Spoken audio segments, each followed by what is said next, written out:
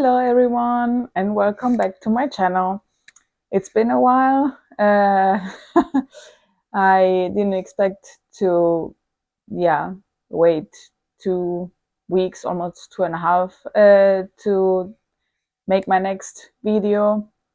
But yeah, it was Christmas, New Year's. I was not feeling well, so yada yada yada. All the usual stuff. But here I am, and I'm gonna start today with sharing how we started our fertility journey, with conceiving Louis. And let me just gather my thoughts. So we started in January of 2023. We were living at the time in South Carolina, in Charleston, such a beautiful city. And yeah, we had an appointment with our fertility clinic, which back then we chose Coastal Fertility. And yeah, we had just a consultation appointment. I don't, I, we were not sure that we would start right away with trying and so on. We wanted just to know, what are the next steps that we will have to take and what do we have to do. And on one side, like, my fear was that it would take many tries to be able to get pregnant. Thank God it was not the case. But yeah, we had our consultation appointment, and then that's where our doctor, she was great. I really liked her, and she told us that I will have to go through a few testings. One of them is like the blood drawn, to check all my vitamins, thyroid, and everything. And then on day 3, I think, if I remember right, it's day 3 after my period is over, that I would have to go and get blood drawn to check FH, the FH and LH, FSH. I don't remember exactly the word, but yeah, those were the blood drawn testings that I had to do.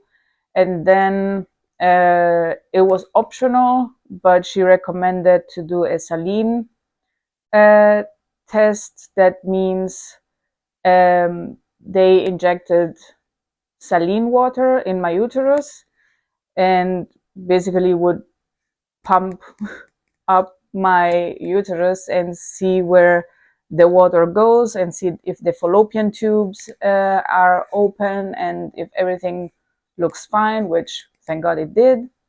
The procedure, I remember, was a little bit uncomfortable. It kind of felt like, some like mild period cramps. But it didn't take long. It was like really quick.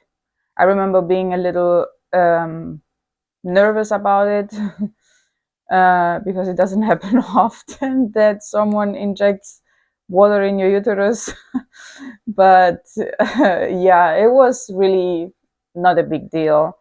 Since I have a fear of needles, getting the blood drawn was for me the worst.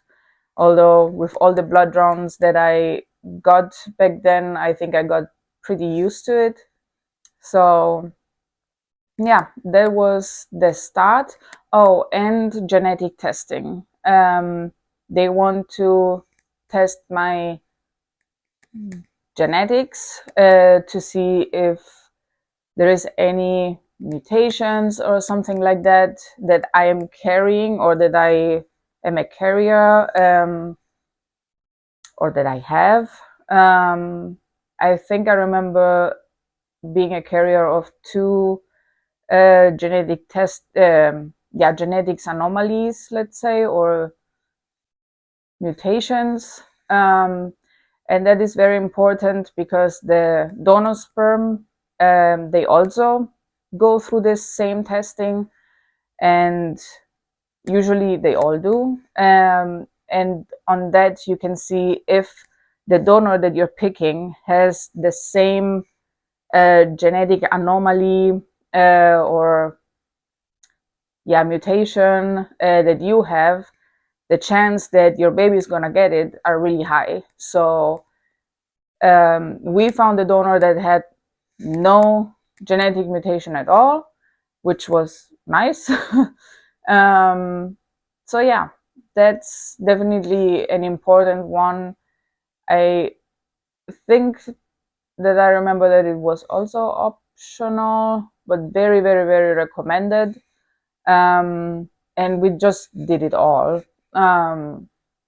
Exactly. And what else? Yeah. And after all these testings, which took in total a month, because I obviously had to wait for my period and so on and so forth. After all of that, the doctor told us, yeah, if you're ready, we are ready. You could just start on your next cycle. And we were a little bit excited, I think. I think to remember, yeah, I definitely was excited. And because we were like, okay, should we just start right away or should we wait a little longer? We don't have a donor yet. Like I did take all the testings and stuff, but we didn't pick a donor yet. So, and then I think it took the month of February for us to find the donor. And once you have a donor, it's really quick. So, and obviously, if you're in the right cycle period. So yeah, and for us, we found a donor through Fairfax in California. Yeah, I think so. And we are very happy with the page and like what they showed us and what we could, let's say, choose. Because when you go and look for a donor, you literally can put, oh, I want the donor with blue eyes, one with green or hazel. I want him to have brown hair or whatever, even religion, which was kind of weird for me that you can pick the religion of a donor, but I guess for some people it might be important.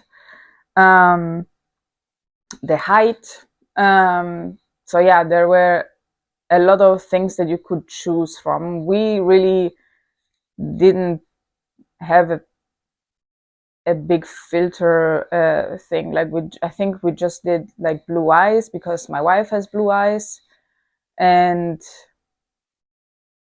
yeah, I think that was pretty much all. Maybe just also the height, if I remember right. But yeah, that was. We really were not. Yeah, looking for someone very specific. As long as the person had blue eyes, that was for us fine. And it was not easy to, yeah, find a donor and to decide for a donor. It was a really hard, it took us a few days, a week. Like every time we would start to look for the donors, we were like kind of fed up because, yeah, from my wife's point of view, she wanted to kind of feel a connection or have similarities. um, to the donor, but in the end we chose someone that we were at first not sure that we would choose him. But like we can also listen to their audio recordings where they tell us, yeah, like why they want to donate. And like just hearing his story was for us very touching. And yeah, we just felt like, yeah, this is the one that we, yeah, want to choose. And even then it still felt like we were not excited, because it felt like, yeah, obviously, yeah, it is a weird process. I think there are so many um, couples that can just choose a donor and not think about it much, but for us it was a little odd, a little, yeah, not the easiest part, I would say.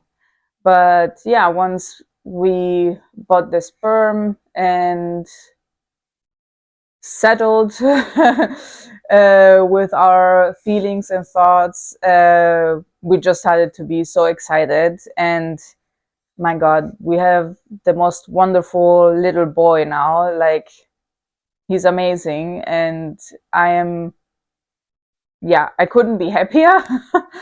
And we definitely will choose the same donor for our next kids. And yeah, yeah, and that's so far all for this video. And next time I will tell you guys more about the process with IUI. And please comment your questions if you have any. Also, if I explain something a little too fast, and if you want to know something more in depth, let me know, and I will be more than happy to, yeah, explain things more in depth. Thank you very much, and see you next time. Bye.